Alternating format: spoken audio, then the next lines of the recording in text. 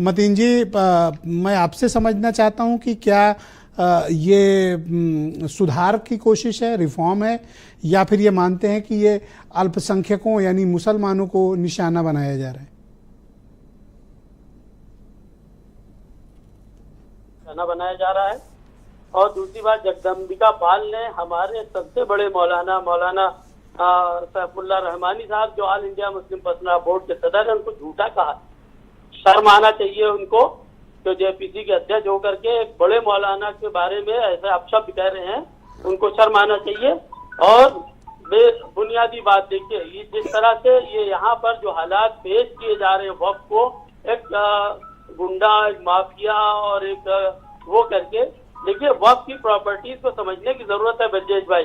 वक्फ आप मेरी किसी बात से शायद आहत हुए, इसलिए गुंडा माफिया वाली बात आप रिकमेंड कर रहे हैं, लेकिन मैं आपसे कहता हूं कि यहाँ वक्फ के नाम पर क्या हो रहा है आप बेहतर जानते हैं, और अगर आप स्वयं कबूलेंगे नहीं तो मैं नाम के साथ बताऊंगा। आप जानते हैं, मुझे पता सब है।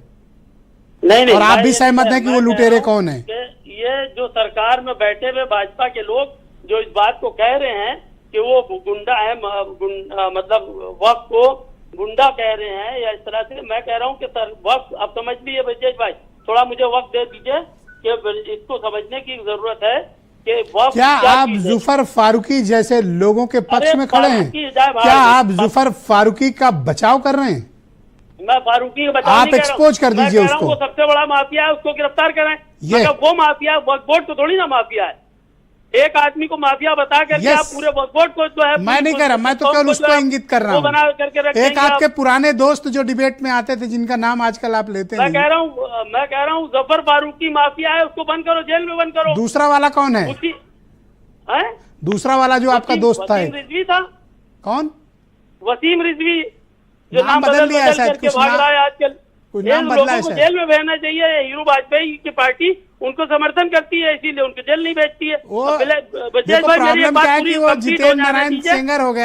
भाई मेरी बात कंप्लीट हो जाने दीजिए प्लीज। देखिए, जिस तरह से वक्फ, पूरे वक्फ बोर्ड को जो है माफिया करार देने की सरकार की जो नाकाम कोशिश है, वो ये है कि वक्फ दो तरह के होते हैं, एक अलल खैर होता है और एक अलल औलाद होता है। अलल औलाद वो वक्त होता है जिसने घर, मकान, प्रॉपर्टी ये तुम्हें अपने फैमिली के नाम वक्त कर दिया कि साहब ये हमारे बाद हमारे बच्चों का। मतीन भाई, आप क्या चाहते हैं, थोड़ी सी क्लैरिटी दें। मैं यही तो क्लैरिटी कह रहा हूँ क्या होता है। ब्रजेश भाई समझने की कोशिश करिए, मुझे थोड़ा सा आज वक्त दे दीजिए। मैं बड़ी रिक्वेस्ट के साथ कह रहा हूँ, क्योंकि एक माफिया बना के जो पेश किया जा रहा है उसको क्लैरिफिकेशन जरूरी है। इस तरह की 20% प्रॉपर्टीज होंगी जो वक्फ अलल औलाद होंगी, जिसमें उनके अपने बच्चे, उनके बच्चों को ये मुंतकिल होती जाएंगी प्रॉपर्टीज।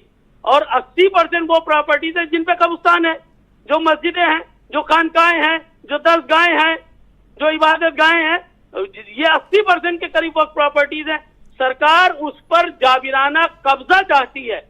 ये सरकार की आपको ये भी अच्छा, चलो मैं, कोई आमदनी नहीं हो रही है। आप खुद एक बार मुझसे बता रहे थे कि ज्यादा कुछ मत देखिए, हजरतगंज वाली मुख्य रास्ता देख लीजिए, महात्मा गांधी मार्ग, हजरतगंज का मुख्य बाजार, आपको वक्फ बोर्ड की प्रॉपर्टीज पे माफिया के कब्जे का विकृत चेहरा दिखेगा।